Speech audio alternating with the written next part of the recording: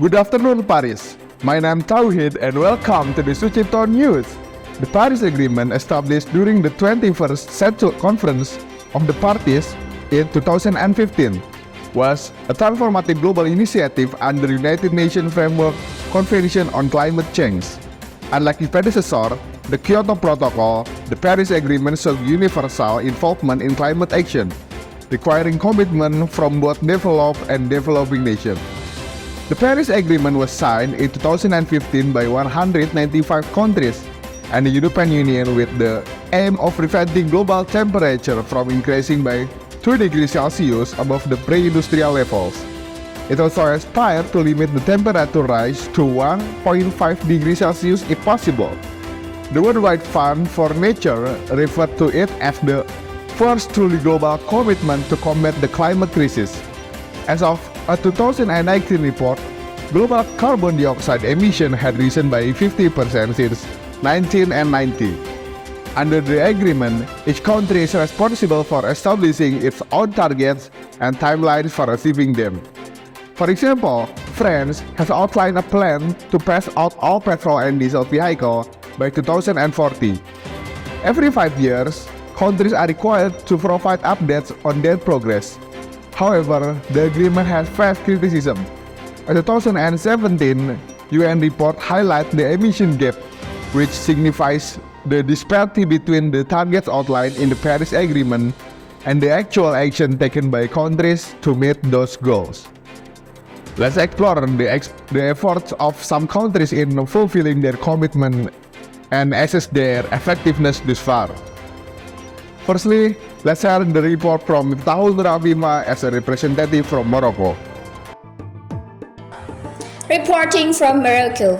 According to Climate Action Tracker, Morocco is one of only 2 countries that have a plan to reduce carbon dioxide emissions to levels equivalent to the goals of the Paris Agreement.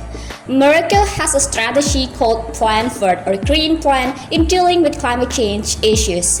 As part of the strategy, the government has removed all subsidies on diesel and gasoline to encourage people to use cleaner energy sources. They have also introduced and provided financial incentives to encourage farmers to produce tree crops instead of cereal crops.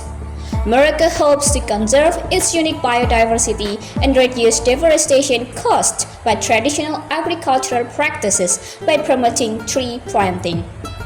So, this can be seen as an important step they are taking towards more sustainable land use and the preservation of valuable ecosystems. In addition, Morocco has also embarked on large public projects such as the Nurhalisa complex. This powerful Nurhalisa complex may be Morocco's most iconic climate effort. That's because this massive facility is the largest existing concentrated solar power plant in the world, with an area equivalent to 3,500 soccer fields. This effort illustrates that Morocco is aggressively pursuing clean energy sources. Furthermore, the complex produces so much energy that it is enough to power not 1 but 2 cities the size of Marrakesh. Therefore, this latest power plant represents the country's determined commitment to renewable energy and its important role in mitigating climate change on a large scale. Reporting live, Miftakhul Afifa, Morocco, back to the studio. Thank you for the reports, Miftakhul Afifa. And next, we will move on to India. Hello Dimas, let's hear what is happening in India right now. Reporting from India, in order to combat climate change and meet the goal of limiting temperature rise to 1.5 degrees Celsius, the Indian government has 3 key objectives. First, by 2030, use renewable energy sources to produce 40% of India's electricity. India currently spends more funds to promote renewable energy such as solar, wind energy than on fossil fuels, and the country is expected to reach its 2030 targets ahead of schedule, according to the Environment Minister's 2018 announcement.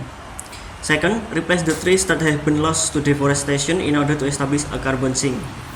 The goal is to plant enough trees to offset 2.5 until 3 billion tons of CO2 emissions annually from the atmosphere. This initiative has so far resulted in the creation of 15,000 square kilometers of tree cover, which is slightly larger than Northern Ireland.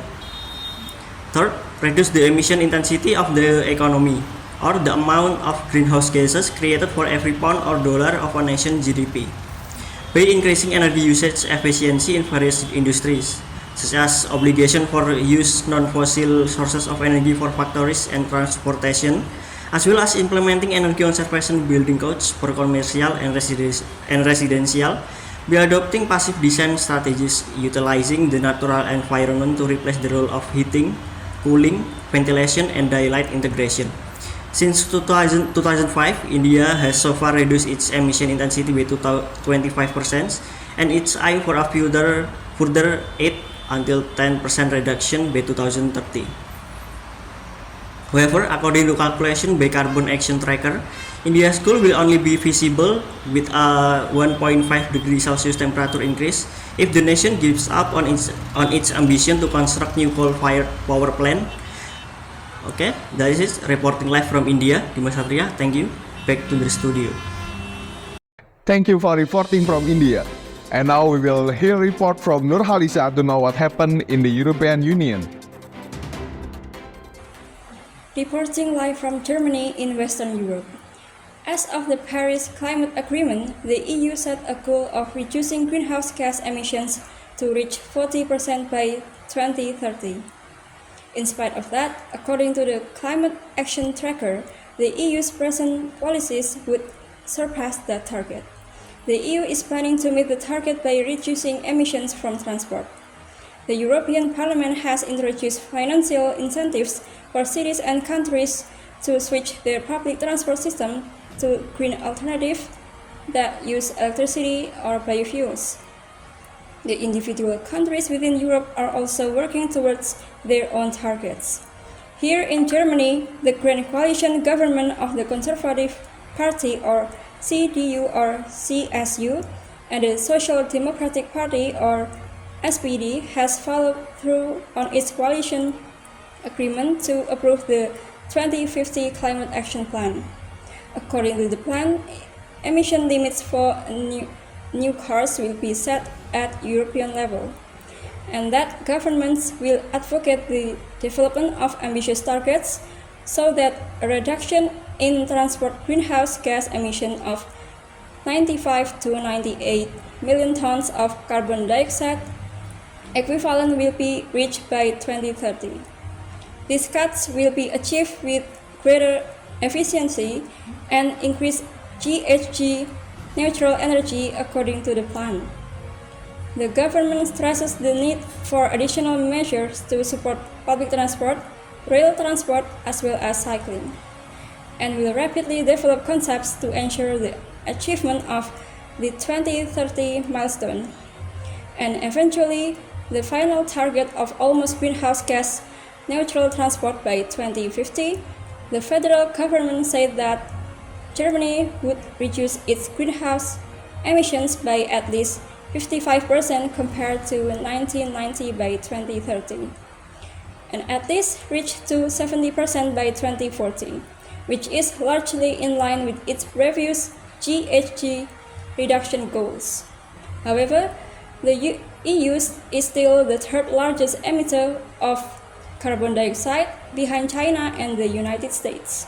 Even if this target were achieved, it would still only limit the global temperature rise to 2 degrees Celsius rather than Paris Agreement's desired target of 1.5 degrees Celsius. Reporting live from Germany, I'm Nurhalisa. Back to the studio. Okay, that's a report from the European Union. Thank you, Nurhalisa. Now let's move to the United States.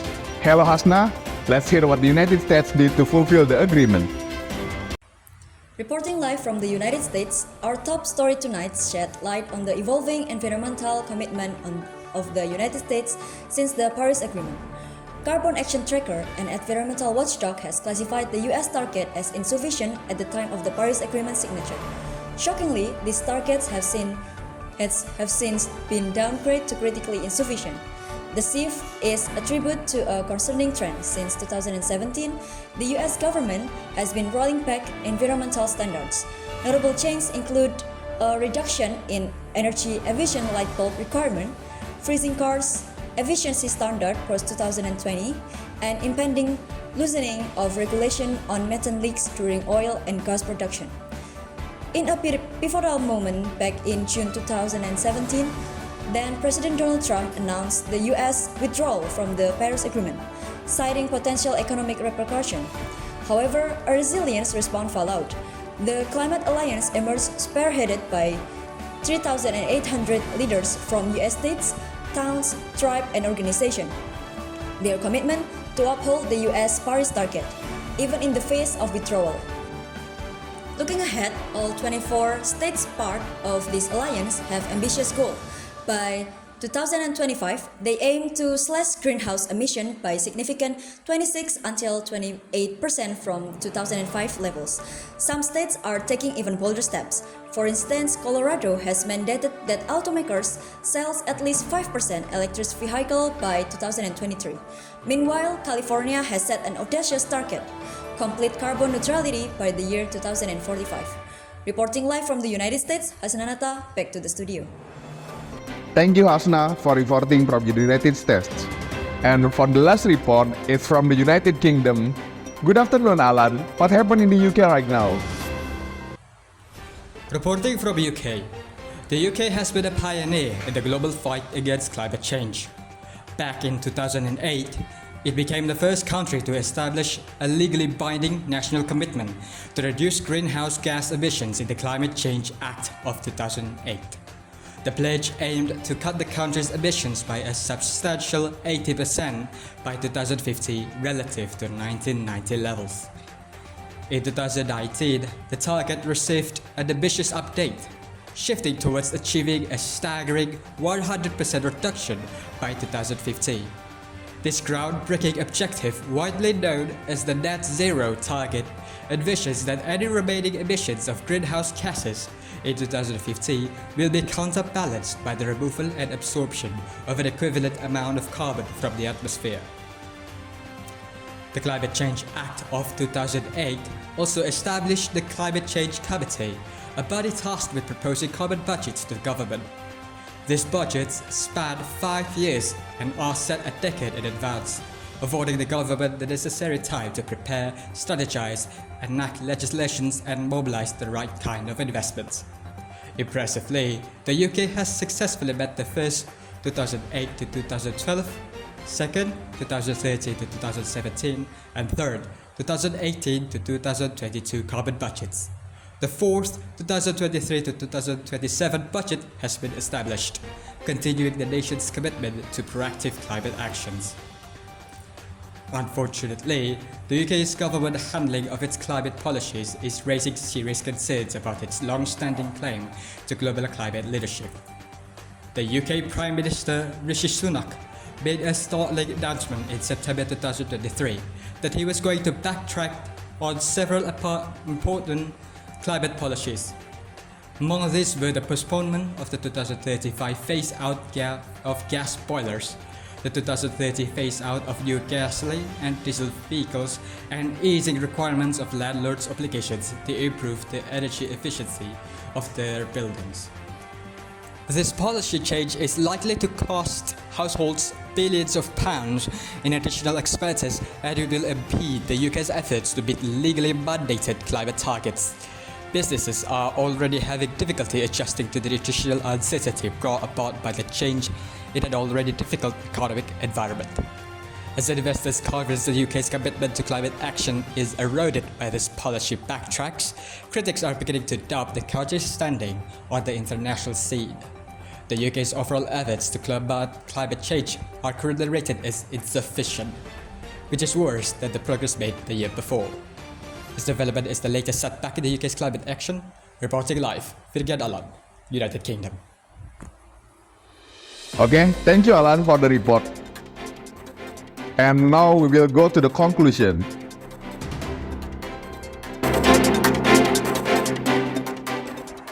Our global tour of climate action reveals a spectrum of effort and challenge in fulfilling the commitment set forth by the Paris Agreement. From Morocco, innovative strategies to India's ambitious renewable energy goals and the European Union's concerted efforts to reduce emissions. Each region is navigating its unique path toward a sustainable future.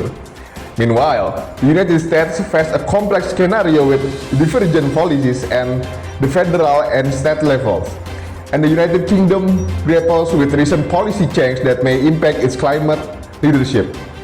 As we continue to monitor this development, it is evident that the journey towards mitigating climate change requires ongoing education, collaboration, and adaptive strategies on a global scale.